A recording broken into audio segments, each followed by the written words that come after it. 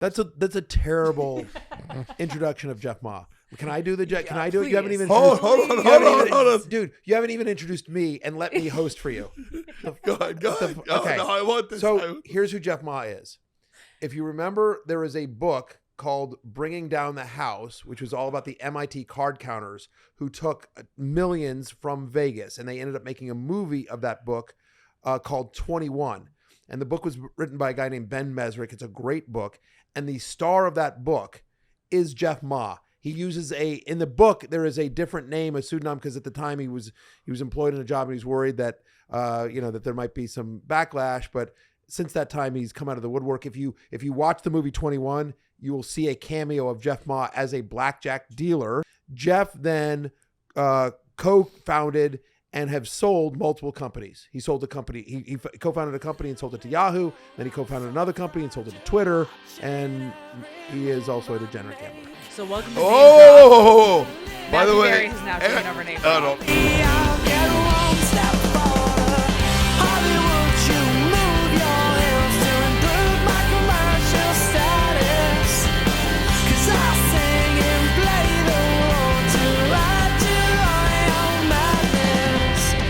After dinner, Jeff and I, we're gonna go count cards at the Red Rock Casino, but we've been had.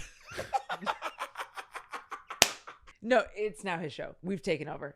You've been That dropped. was What would you like to ask me? amazing. Should I just tell you what you should ask me? 100%. So anyway, the fact of the matter is you and I met at it. Jeff There Ma we go. brought us together. Correct. I have known Jeff Ma for 15 years, if not longer. Because of gambling? No, sort of because of fantasy sports. So, Okay. which is what I do, part of as a way into the intro. But the first company that Jeff Professional. sold was a company that he originally called Pro Trade, which then ended becoming Citizen Sports Network, which he then sold to Yahoo.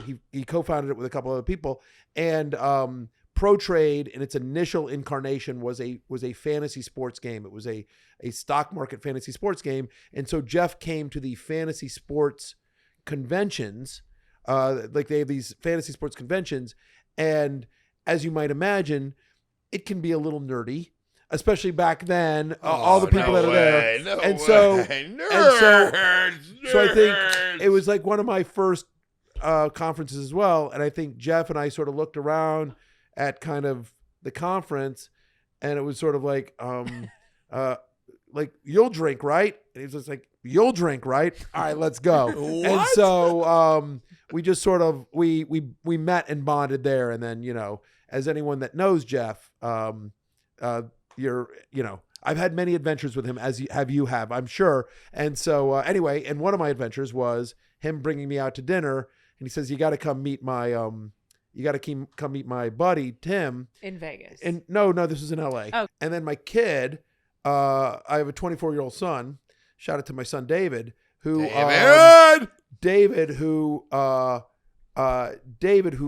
he's the one who turned me on to Menery. He's like, you got to check out this guy on Instagram, Menery, Bob Menery. And so I started following Menery, and I don't know, I think we took a picture that night or something like that. Of course. And so I didn't say, and my kid immediately DMs me and he goes like, holy shit, you're with Timmy Bounce Back, and so Your he kid freaked. DM My, you, not yeah. text you? No, because I think it was on Instagram or whatever. Yeah. He saw it and he was just, because my oldest son is a fan of Timmy. I love it.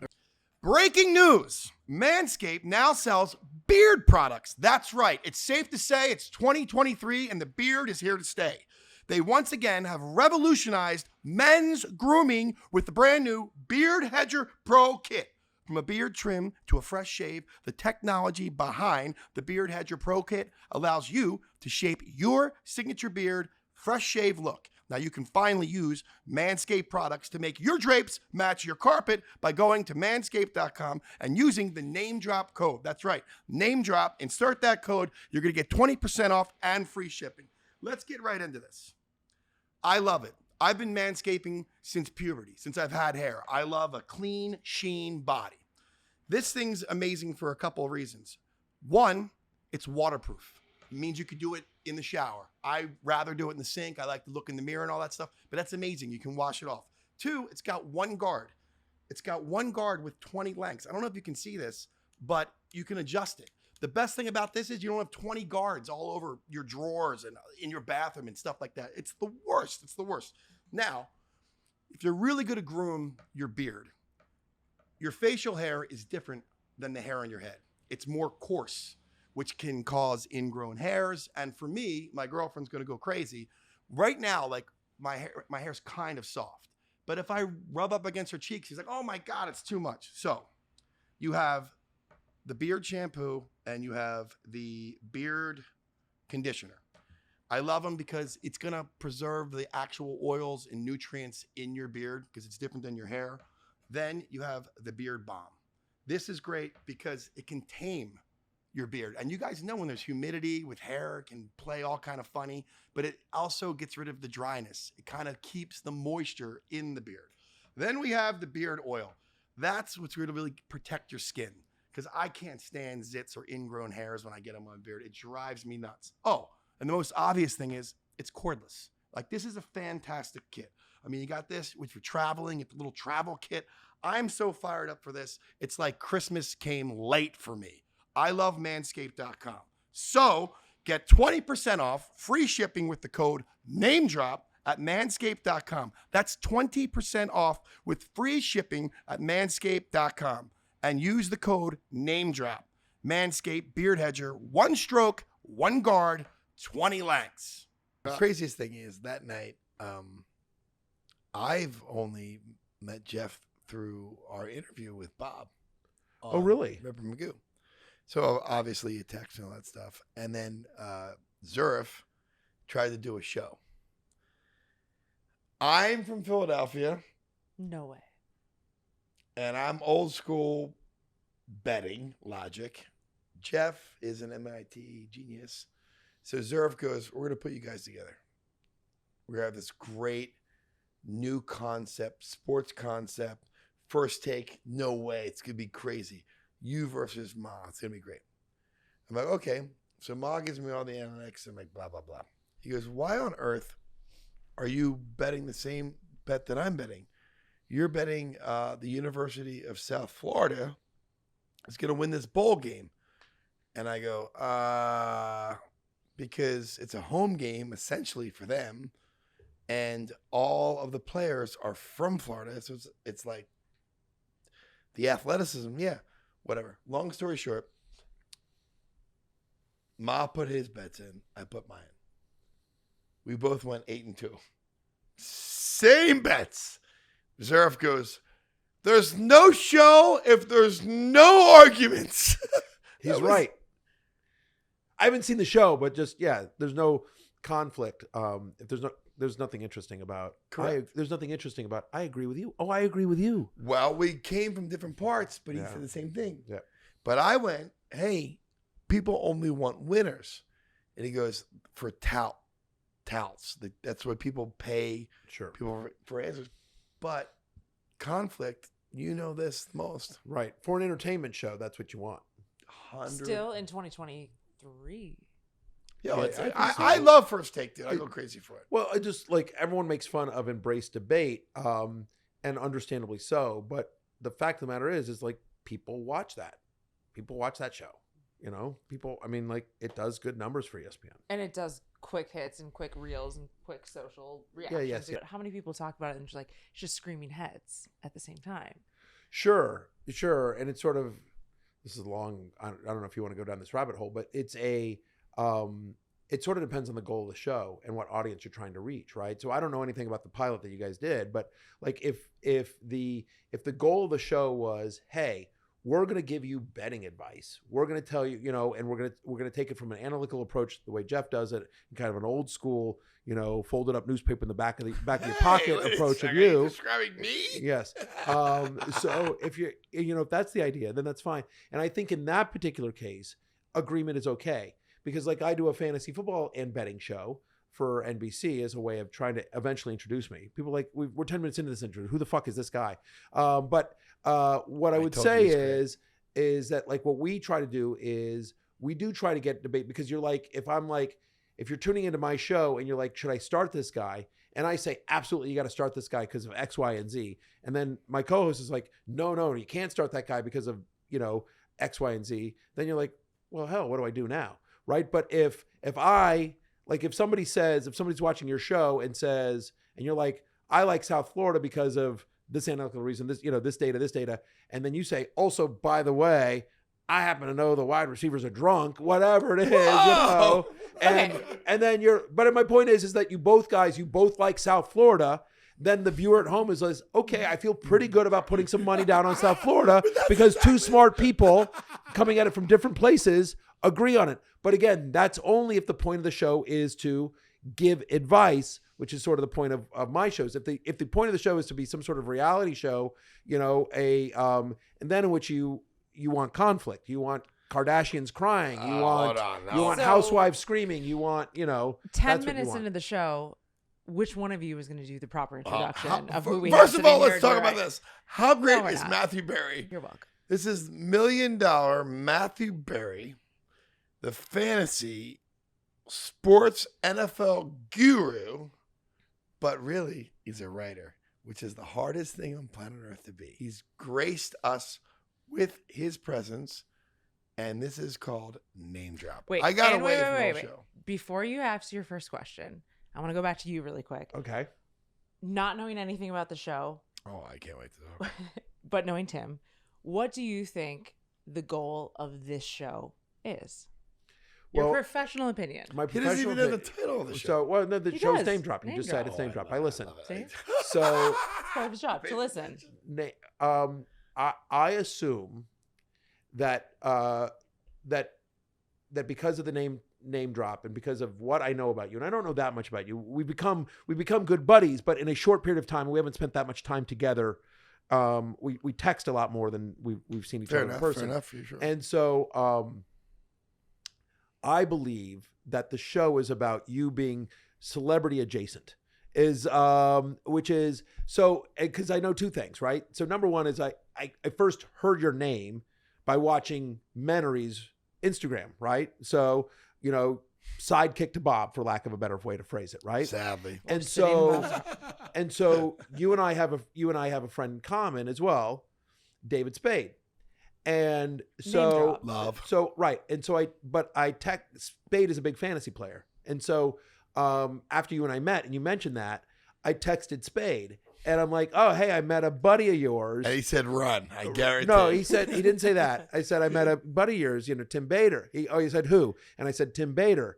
And he said, and how did it come up that you guys both knew me? And I said, Tim mentioned it first. Of course I did. And he goes, of course he did. So Spade let me know, okay, so Tim's a name dropper, and then the name of the show is Name Drop. And so that is the deduction that I made right All there. right, let's get right into Nailed it. it. There you go. Let's get Nailed it. really into it about that. That story is perfect.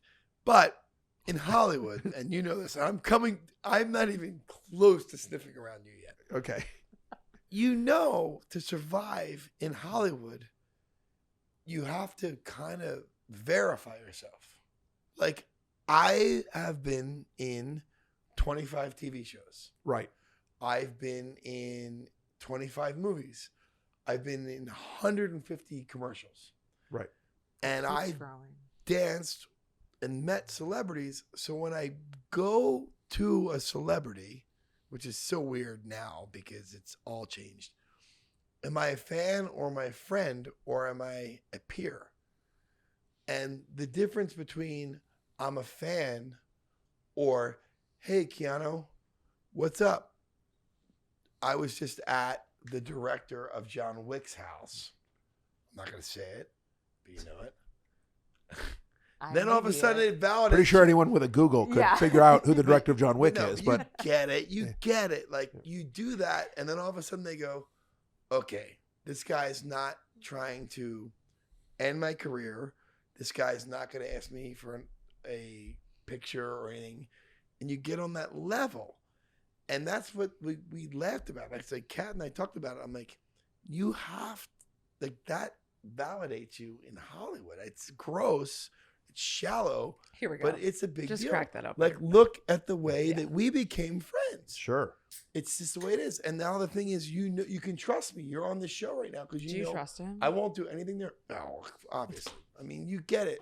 I mean, you know, But so, yeah, Yeah. I trust you. You're here. Actually, you know what? I met you for 5 minutes. You've got your shit together. That much I can you tell. know who doesn't trust anybody I on the have- show? I have a mini David bottle Spade. of wine, Matthew. There What you are we go. talking God about bless. here? No, but that is No, 100%. No, I get it. What if I may rephrase what you just said slightly differently, which is that Hollywood is more than almost any other industry or town, is a true who you know town. It is an entirely relationship based town and industry, and people that aren't in that would be amazed and shocked at how many jobs, writing jobs, directing jobs, acting jobs, how many are given because they just like hanging out with that person. They just like that person. They just, you know, and so yes. So I think two things. I think number one is I think that 100%. And so it's like, you know, having the list of contacts you do is great. And you're right. And that celebrities, especially the bigger up you get, the higher up you get, you become more guarded, right? You know, people become more guarded because so many people like me, and I'm like the, you know, I'm like a K-list celebrity or whatever it is, right? Not I'm like anymore. I'm like an X-list. We're talking celebrity. about. Like we're all right, we're gonna get back to it. my point is like whatever. I'm like, up until 6 months ago, I was a basic cable sports personality, and now I'm a network TV sports personality. But my point is like but like here's my thing. My point is like who the fuck am I? Whatever. And yet even I, at my low level, I get hit up for stuff 7 million times. Can you do this? Can you do this? Can you tweet this? Can you make this? Can you invest in this? Can you do blah, blah, blah, blah, blah, blah. And so I personally have always my guard up when people, you know, like you, right. And so, and that's just stupid me, right? Imagine when you get to the level of a Keanu Reeves. I'm assuming that was the Keanu you mentioned, and so that you name dropped. And so, you know what I mean? Like when you get to that level, like it's just, you know, I mean, just it's constant and nonstop. And so you want to protect yourself, and you know, you're always a little bit wary about people's motivation. So I think there is something. I do think you're 100% correct in that there's something to it. And then the other thing I would say is that I actually think, because it's so hard with podcasts and creating content, to find a niche, to find a, like, you know, everyone's got a podcast, right? Everyone, it feels like everyone has a podcast. And so, you know, how can you do this? And I actually think that the idea, assuming I've nailed the premise of the show, 100%. I like the idea of that you're like, that, right, the podcast is all about you being somewhat of a celebrity hanger-on, a name dropper, you know, buddy. What? But You're nailing it. right, You're nailing it. Can I tell? I want to tell. Can I? Speaking of that particular role, can I tell one quick story? Well, tell a quick please. story? I Please. mean, you know, okay. For a writer, you can really talk. I've literally never told this story on any podcast ever. Let's go. But it reminds me because you think about hanger-ons. So this is probably 20 years ago. 20 years ago, I was a writer in Hollywood. So I'm a writer in Hollywood. I'm dying to talk about it. Before I've ever got to ESPN, anything like that, no one knows who the hell I am. I'm literally just a sitcom and movie writer in Hollywood. But I am married to a woman. Please. When did you know you wanted to write? Like when you were an artist, right? And then name drop. Who was the person that propelled you in that direction? Right. You're here, but you came from somewhere, and I know where you came from. Yeah. So, like, and you traveled a lot. Like, I know you graduated. You're an Orangeman, but like, when did you really know? Fuck it. I'm an artist. I'm a writer. When? I've written my entire life. Like, I used to when I was in high school. I had a group of friends, and I would write a little newsletter for our group of friends. Gang. We had a tribe, gang. We had we called ourselves, we claimed it was a production company. We were just like, basically like, but this is back then before YouTube or anything like that, but we just like had a video camera. We just make goofy videos I love ourselves. Oh, So like, that's it would just be awesome. like what kids today are doing on like TikTok and Yeah. and YouTube and everything like that. And so, and I wrote a newsletter for this production company once a week for just whatever, 12 people. And so I've always written, I've always, you know, have a always huge written. grasp of the English language. You do. Did you always have it, or did you earn it? If you're doing that for your I friends, think I've always had it, which is the result of being like a nerdy, brainy kid. So anyway, I don't know that there was anyone quote inspired me. There were a lot of writers that I read as a young child that inspired me. I loved the Douglas Adams Hitchhiker's Guide to the Galaxy series. All 5. I've read all those like millions of times. Like, you know, I've got worn. So I loved those books. There's a humor columnist out of the Miami Herald named Dave Barry, no relation, Barry, that I read when I was a kid. There was a guy named, this is all when I was a teenager, right? Many years ago. So it was, there was a guy named Joe Bob Briggs. He used to write horror movie reviews, but really, really funny horror movie reviews, and would like, you know, rate, you know, the gore and the sex, and like, you know, like it was like, and this is like whatever, 20, before that was graphic. like, It was graphic. it was, it was relatively new territory at that point. There was an author named Carl Hyacin who used to write these great, really funny mystery books. So like those are the sort of the guys that I'm thinking of at the top of my head the of books, like the just really clever, smart, funny writing. I read a lot as a kid. Yeah. That's where you were. Yeah. So your books might have been your harness of a safety net, and then all that kind of stuff maybe put you into being a writer. Maybe. Can we go back to this untold story of Yes. Hollywood? Thank you. Yeah. So it's a funny name drop story, and I think you will appreciate this, and the show will appreciate this. Okay. So anyway, I'm married to my ex-wife at the time, right? So I mean, And you're living in LA. I'm living in Hollywood. I'm a writer. What year And do you my now ex-wife, but my first wife, she is an executive at Spelling Television. You remember Aaron Spelling, Yeah. Oh my right? God. You know, right? Victoria, Beverly Hills, sure. Beverly Hills 90210 and Love Boat, Big and time. you know, legendary Aaron Spelling. My ex-wife had this idea of doing a drama show around Indy cars. If you can imagine, like the F1 at Netflix series 20 years later, yeah. but that was her idea, was that the IndyCar series had come to CAA and said, NASCAR's killing us. How do we get more people to become IndyCar fans?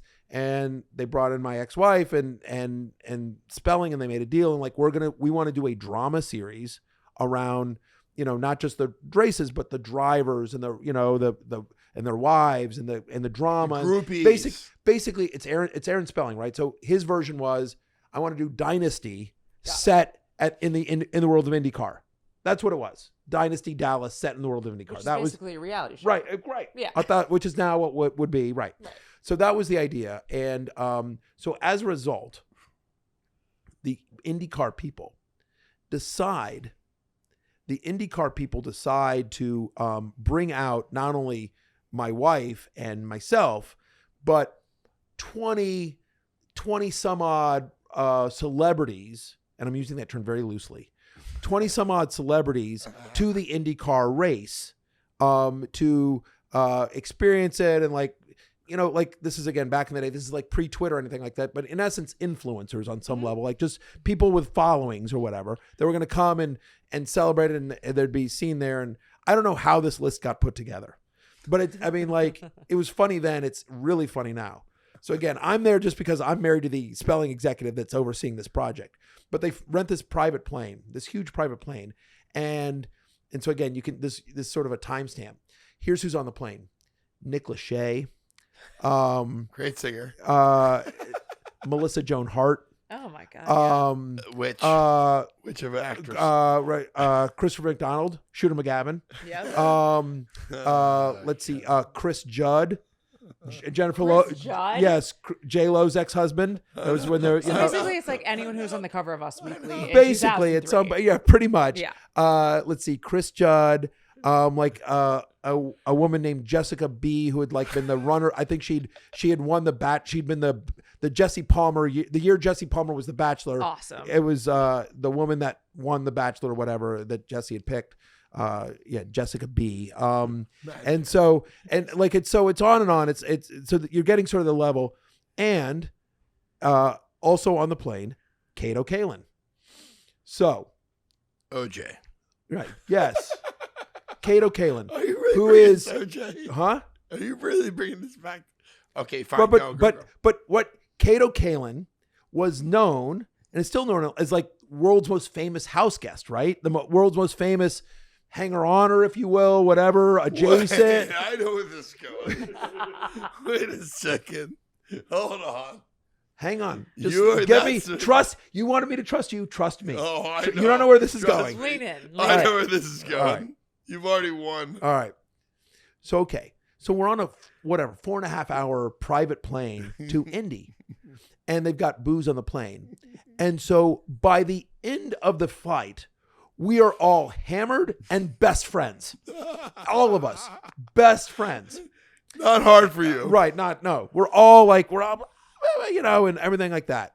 And so we all get that, like, we're all hammered and we get there, and we all like, should we all keep going out? Yeah. All right. Meet in the lobby in 10 minutes. Okay. Everyone goes over to the rooms that, we come down and we're sort of trying to figure out where it is. And it's the Friday night before the Indy 500 car race. Okay. And so every place is packed. We've made no arrangements. We're a group of 20. Right. And so, and candidly, and I say this with much love to all those people on the plane, because I love them all. Like, I haven't talked to any of them in 20 years, but they were all lovely. They were all really, really wonderful people.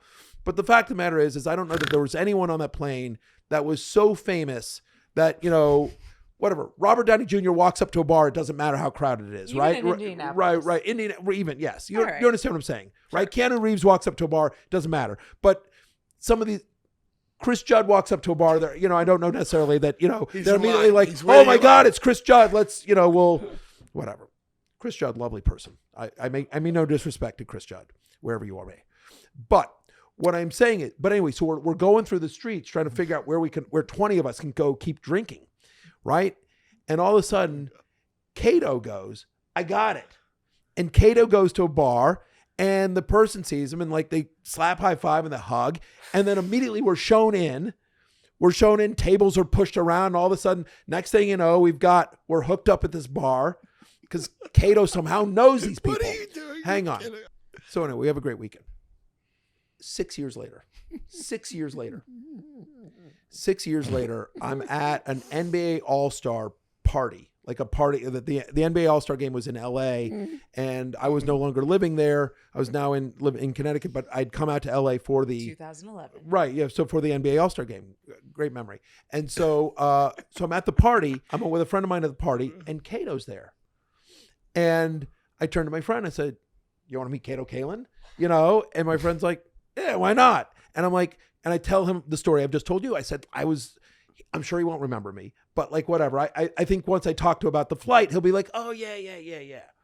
And anyway, so I go over to him, and again, 6 years later, I go over to him, and again, I've not been on TV at this point. I was the husband of the spelling exec. So I walk up to him and I said, hey, Kato, excuse me. And he turns and looks at me. He's like, Matthew Berry, Indy, baby, without missing a beat.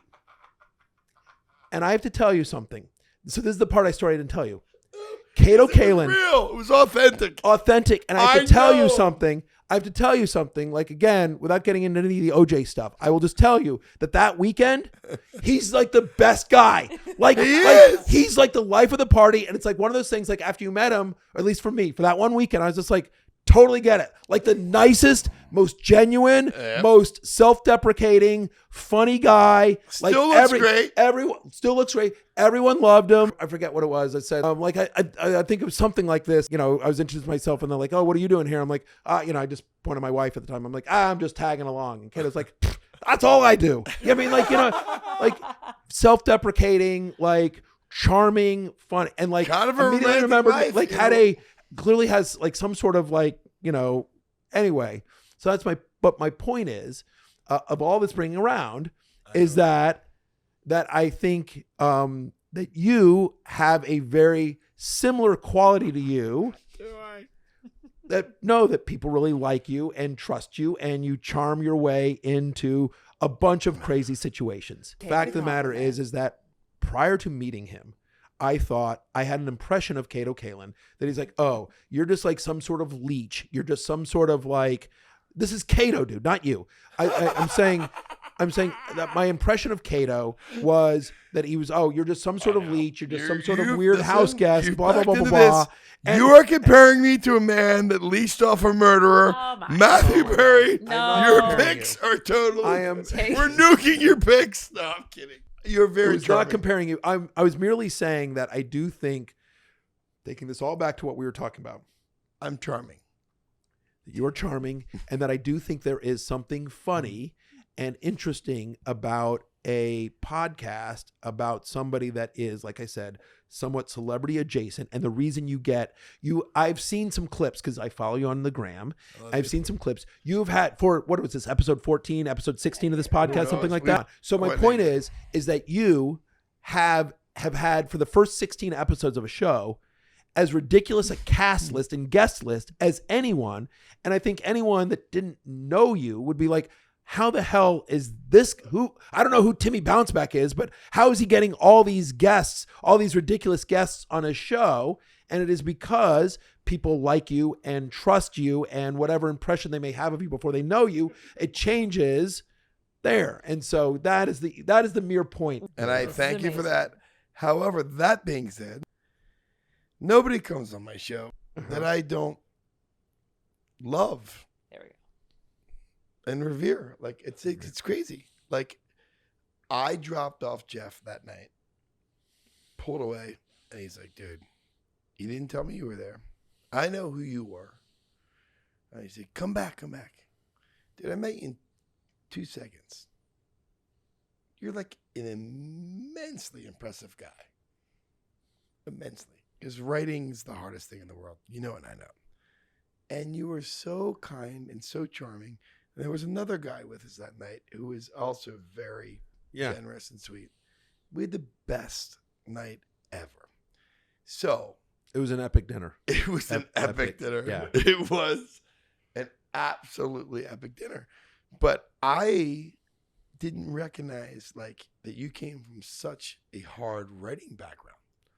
How would I know? Like you were in fantasy football. I'm like, this guy's just a gambler guy, like Jeffy and me. And dude, I gotta come to George Carlin. Sure. I've had the weirdest career ever. I have the weirdest career ever. Even with George how did Carlin? you even like be in that guy's universe? It's so crazy to me. I have a big deal of reverence for him. And the fact that I don't know if it was good or bad, because I heard he was a bit of a monster. But I mean, how did you write for that show? It's insane. So a couple of things. So I never wrote for that show. What? Wait a second. Am I out of my mind? No, sort of. I'll tell you the George Carlin story. Here's the George Carlin story. So I've had the weirdest career ever. So the answer to how I got into his universe, because I was in his universe, but I never wrote for the show. I want to be clear about that. There's two big things that you made a mistake there in setting that up. Number one is I never wrote for George Carlin or his show. And number two is wasn't a monster, the loveliest guy in the world. That's how I feel. I'm in love with him. I adore him. I knew him personally. I was his assistant for a year. That's what it was. I was his assistant for a year. Fucking And that was one of my first jobs in Hollywood. When I came out there to try to make it as a writer, I got a job. Technically what I got a job as the stage production assistant on the first season of the George Carlin show, which was a sitcom that ran on Fox. So I'm the stage PA, but it's the George Carlin show and he's George Carlin. So my bosses were like, make sure George has everything he needs. And then if you have any time, you can help out with the rest of the cast, but it's all about George. So in essence, I was, and this is pre-cell phones. And this is 1994, I think maybe 93, 94, somewhere in there. And I would take messages for him. I would get his lunch for him. I'd pick up his dry cleaning. I would when we, he would when the writers would do rewrites on the scripts, I would drive to George's house. I would hand him the pages. George would handwrite. George didn't like email. So George would handwrite jokes. I would sit there and wait while George handwrote jokes on the pages. And I would drive it back to the writer's room.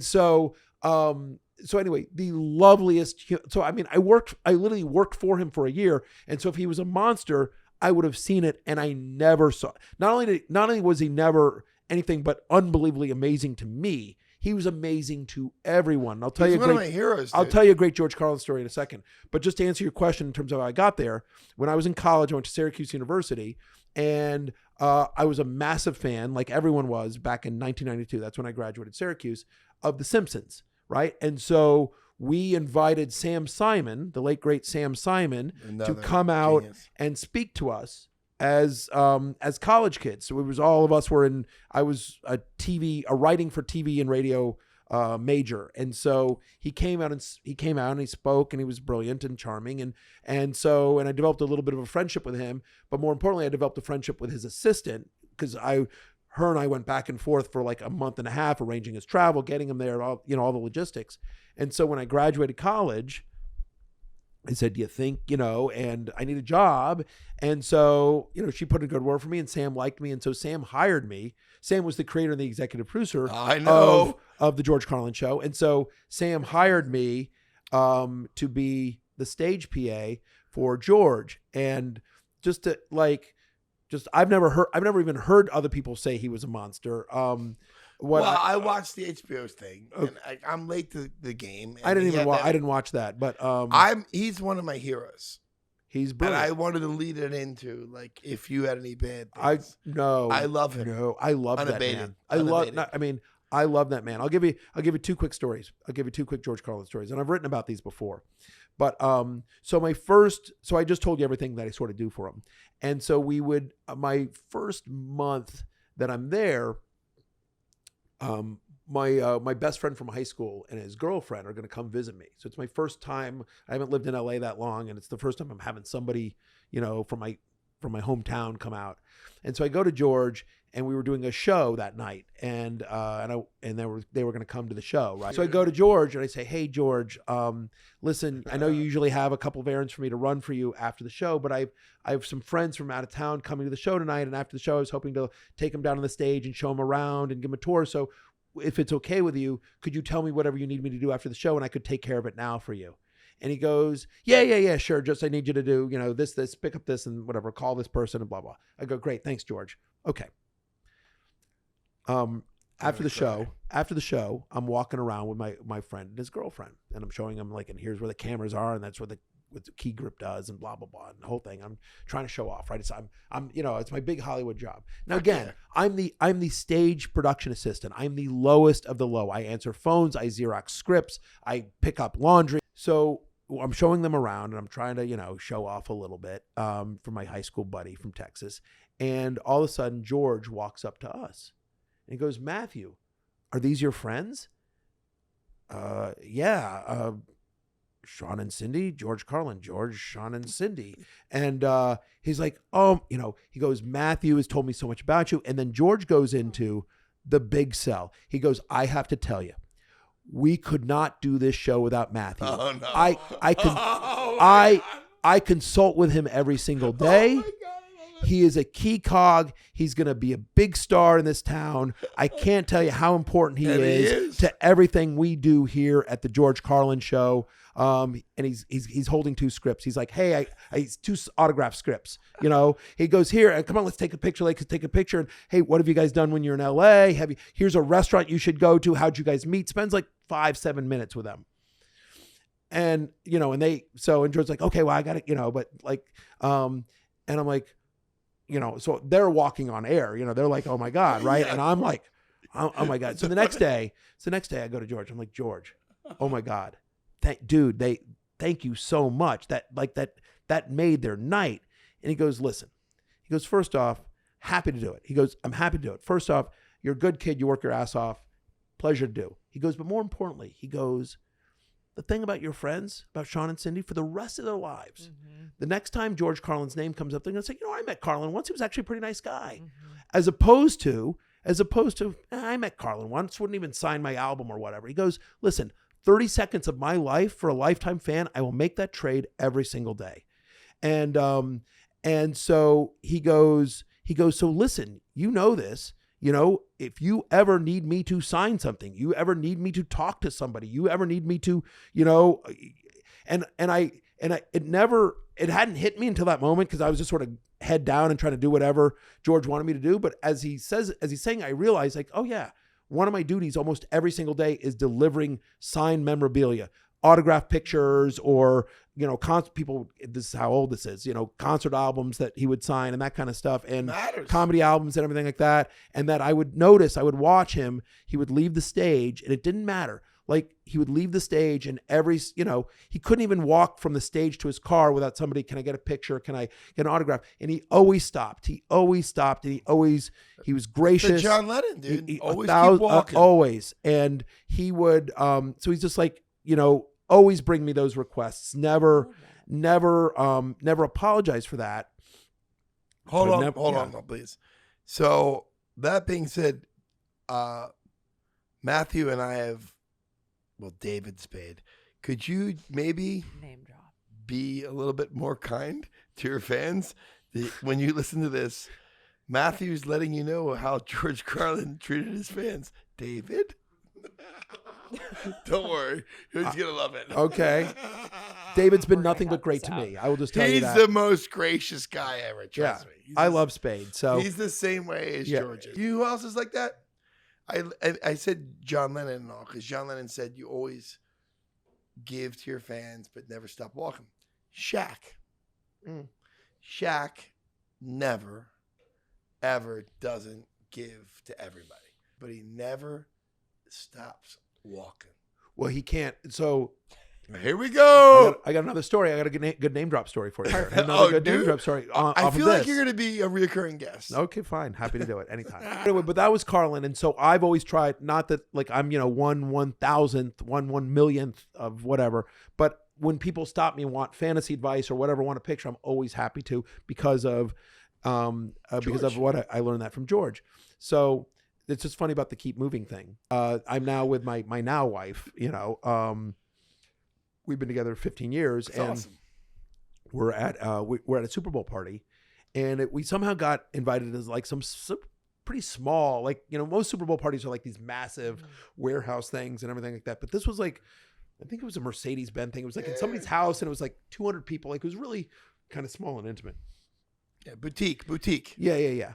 And so we walk in. This is like our second or third party. So, we've pre-gamed a little bit here. And so my wife's had a few. As we walk in, I say to my wife, Beth, I go, and I point out, I'm like, hey, Hugh Jackman, Wolverine, pretty cool. Like this, hey, like I'm just pointing out, like, hey, that's pretty cool, right? And I say, we were meeting some friends. So I see my friends at the bar. I'm like, oh, there they are. Come on, let's go. And so I start walking to my friends at the bar. And I'm like, and they hadn't met Beth yet. And I'm so like, hey guys, just wanted you to, this is my wife, Beth. And I look over and I see Beth making a beeline to Hugh Jackman. And I'm like, oh my God. I would have too. And like she's hammered at this point. And I'm like, oh my God. So was I. So and I'm like, oh my God. And so now I'm running over to her. And I get there just as she just walks. Hugh Jackman is there with his wife. And I see her walk right up to Hugh Jackman and do this. She goes, I forget your name, but I know you're Wolverine and my kids love you. And I am horrified. I am horrified. I am horrified. He was pumped. And I will tell you, there is 8 million responses that Hugh Jackman could have done in that moment, and any one of them would have been justified. And what he does is he goes, well, please thank your kids for me. I'm Hugh. Handsome. Right? Amazing, right? Chivalry. Amazing. And I'm like, such grace. Right. And I just said, Hugh, oh my God, such a huge fan. Thank you. And he goes, and this is my wife, And so, then my wife, not my wife, who like, we should have immediately then just like, thank you for not getting us thrown out of here. You're incredibly gracious. You handled that with so much class. I can't believe it. Instead of that, my wife just immediately starts diving in. So do you guys have kids? Okay. So, and they're like, oh, we do. And we have a 10-year-old. And my wife's like, we have a 10-year-old. Oh, no. So next thing you know, That fucking I'm in like hurt. in a 10-minute kid conversation with Hugh Jackman and his wife, me and my wife, and we're just talking about kid stuff. We're just talking like 10-year-olds. Oh, does he do this? Because ours does this. Whatever. We're just talking parent crap. And so, okay. So, and then eventually I get my wife out of there and we leave them alone. Okay. 5 years later, Hugh Jackman comes to ESPN. Hugh Jackman comes to ESPN and he's doing what we call a car wash, which is where you do interviews with a bunch of different shows. That's the phrase they use at ESPN. And so he's going to do our show. And I told the story. What was it for? Great Showman or? It was for Days of Future Past. It was an X-Men movie. So Days of Future Past. And so, and I told the story I just told you. I mentioned it on the air to my hey, we got Hugh Jackman coming up. And I tell the story I just told you. And I wonder if he remembers. And we're like, he's not going to remember. And I'm like, he might remember. Anyway, so we get Hugh on the show. And I tell the story to Hugh, what I just told you. And I told him a shorter version, of course, but do you remember us? And we talked about this and you guys were just about to go to Egypt and blah, blah. So, and he goes, I want to be honest with you. I don't remember. He goes, but he says, I will tell you this. If we talk for 10 minutes, I really enjoyed myself because here's the key. This is something I learned from Clooney. He goes, you always keep moving. He goes, so the fact that I stayed there and talked to you guys for 10 minutes means I absolutely Comes from John Lennon. though. He go, right. So he just said, Hugh Jackman credits Clooney. You can bring that up with them on a future name drop episode. But I just, well, what a class move too. right? Yeah. So great. He was just like, yeah. He goes, you shake their hand and you say hi, but you never stop. Yeah. That's the Clooney move, which I get because Clooney's one of those guys like Lady Gaga, like Taylor Swift, like there are people at that level that literally can't move. Yeah. Like LeBron, like you can't stop moving. Otherwise you'll never, Shaq. you'll never, everyone wants a picture. Yeah. You're that famous. Dude, I you're called that beloved. Shaq the Black John Lennon. He loved it. He goes, why do you call me that? Because they said you never stop walking. There you go. It's the truth. Yeah. That is the fucking goddamn truth. Do you get horses? No. Okay. It's bad. That's a level of degeneracy that I'm not We at know. yet. We're Um, aware. But hold on. But you know what? We're I quite am. aware. I need to actually Nope. Massive consult with you, transition. and You I'll want to tell you come to why. the school of Massive Tomato. transition is coming. Well, because I believe I'm going to be part of NBC's coverage of the Kentucky Derby this year. So they've talked to me about I'm that. going. No, they're We're going to going. get me. They're going to get me out How because can I'm we not going name to claim that I'm a drop horse to, like, betting come expert. hang? They're going to get me a horse betting expert. But we're going to talk. They're going to be a pick'em fantasy game. Have you been to the Derby ever? Never. I'm really excited about it. Your head's gonna spin. I've heard it's great. I've heard it's an amazing event. I mean, can't wait. It's 110,000 people. Yeah. And the minute they break out of the gate, the roar of the crowd. And this is very primal and dumb, but every fiber in your body is like, oh my God. At that moment, it's the only thing you care about. It's the only thing you care about for 2 minutes. And you watch it and you think you know something for that. And these thoroughbreds, these great animals, one of them wins. It's insane. I will be there. Good. Awesome. Right next to you. Before you worked in sports, did you have a sports bucket list, like sports event bucket list? Yeah, Super Bowls. I Was think, it? I've been asked this now, like what have I not been to? And Right. like Kentucky Derby's on the list. Yeah, that's kind of wild. As a I've never been to gambler. the Olympics. I'll get to go to the Olympics as part of Yeah, NBC's NBC. team. I'm going to be part of their coverage in Paris. And I've never been to like Wimbledon. That would probably be cool. I have to come back to this. Okay. When I met you, you were transitioning Correct. between networks. So this Important is a big deal. important word of networks, because you're transitioning and then somebody tunes out and like No, fuck. no. This is the biggest. That's an important No, sentence to no, finish, no, right? No. Yeah, it's a hard. It's That's the a, official don't, LG, don't fuck me on the edit. LJ, do not fuck me on the edit there. There's no edit. But the thing that's most important for me is I did some research. You got to the place. You're so proud of doing research, like your podcast host. I actually look shit up. This is Tim. because saying no it. one else Oh, does. that's fair. That's fair. I've done 2 podcasts with the guys like, who are you? And I'm like, the janitor. And he goes, I'm waiting for bounce back. I'm like, he's coming in 2 minutes. and I'm in the room sitting with the guy that's about to interview me. It doesn't even recognize that I'm fucking bounce back. Yeah. But the most important, you guys think that I am not as smart as I am. There I was, the one night with this guy. Dude, your accolades, you worked for everything. You're the fantasy football guru and this network thing.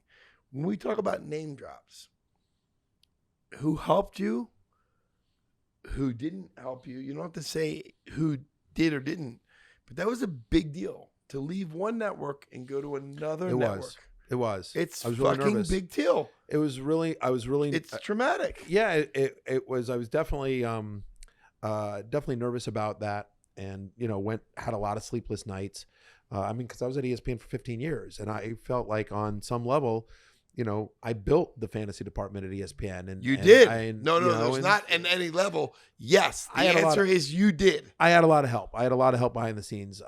But regardless, it's something I took a lot of pride in and meant a great deal to me. And it's my home. And I sort of, I knew I had the place wired. And even though the place wouldn't do everything that I wanted it to, or, I didn't always get the results I wanted. The fact of the matter is like, I knew how to navigate the place. I mean, I knew You were comfortable. I was comfortable. I knew I knew at the high levels, I knew who was fans of mine and who wasn't, and how to navigate and how to sort of, and so it was really nerve wracking. And obviously, there was one of those things where I was like, wow, am I really giving up the number one job in what I do? Right. I mean, ESPN's the biggest fantasy platform and I'm the number one guy there. And like, am I really giving up like the best job in the industry? And so there were definitely a lot of nights where I sort of woke up in a cold sweat. The thing of it was that, I've talked about this before in other podcasts, but what I will say is that I knew that my contract was coming to an end. There was going to be, and so ESPN was very gracious, and ESPN said, like, look, we're big fans. You've been here 15 years. We'd like to extend you. We want you to keep you around for another 3 years, give you another 3-year extension. And we'd like to give you a raise, and so, all great. There's one little thing. You have this business, Fantasy Life, fantasylife.com, and the Fantasy Life newsletter, Fantasy Life app. There's a bunch of, I wrote a book in 2013 called Fantasy Life. It was a New York Times bestseller, did really well for me, spent a bunch of months on the list. And so off of the success of that, I thought I could build a brand around Fantasy Life, and I've done so.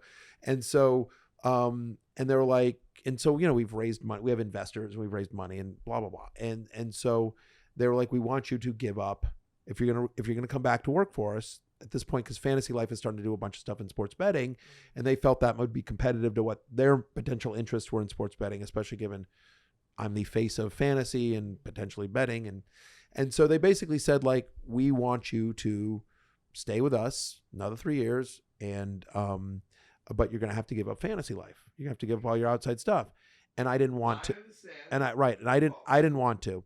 And so, yeah. And they knew that. And so as I contemplated that, my agent started calling around and saying, like, hey, Matthew Berry might be available. Any interest there? Is there any, would be there? And, we were very flattered that a lot of people were like, yes, absolutely. If he were a free agent, we would very much like to have him, and we would be willing to pay him in this range and blah, blah, blah. And so I felt pretty confident after having those conversations with both my agents and then subsequently some of those companies that if I left ESPN, I would be able to, have excel. To have an opportunity. And so, I announced that I was leaving ESPN, and people were incredibly gracious online, and as I said to my wife, I said, it's very cool. It was very cool to be trending on Twitter and not be dead. Yeah, everyone loves you, dude. Or canceled. Right? Yeah. So it was really cool. And then, but NBC, so I met with NBC and I had a number of meetings with NBC, but NBC basically said to me, they said, number one is, we love you, by the way, and we'll beat what ESPN was paying you, and or offered you. We'll beat what ESPN was offering you. We will also, by the way, in terms of Fantasy Life, we have no problem with it. We're like, they point out, they're like, look, Chris Collinsworth owns Pro Football Focus. Mike Florio owns Pro Football Talk. Jim Cramer owns his investment club. Like, we are comfortable with our talent having outside business interests. Well, no. And then they said, so we will let you keep all the fantasy life stuff. We will have you do sports betting and fantasy around of our biggest properties, the Olympics, the Indy 500, the Kentucky Derby, so on and so forth. And oh, by the way, we will put you on Football Night in America as a full integrated cast member of the show. You will be part of the #1 pregame show in all of America. It's the highest rated show on television, not the highest rated sports show, not the highest rated sports show. It is the highest rated show on television, beaten only by the actual game itself on Sunday night.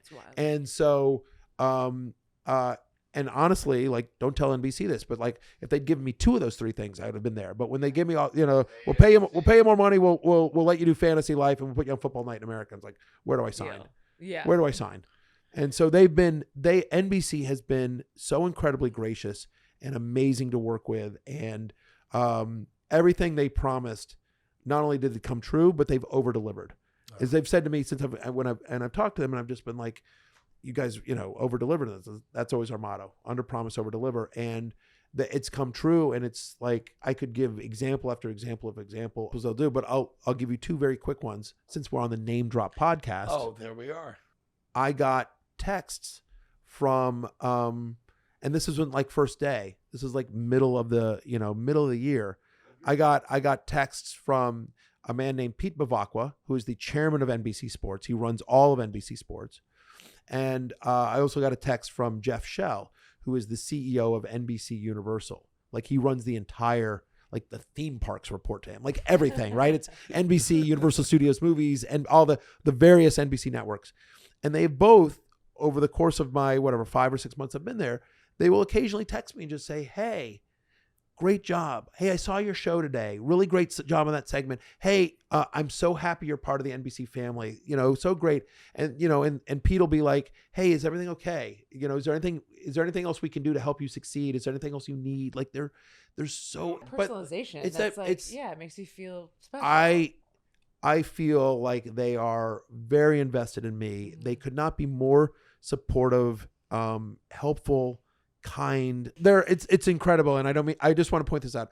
I say all that with no disrespect to people. Always want to, I left ESPN with hugs and handshakes. I met my wife there. I have lifelong friends there. I'm really proud of the work I did at ESPN with ESPN. I have nothing bad to say about ESPN. I'm very happy at my new place. And it seems like you kind of bet on yourself 100%. In this circumstance again. I did. I love you, dude. I love watching you progress. Who doesn't? Who doesn't love Matt Berry?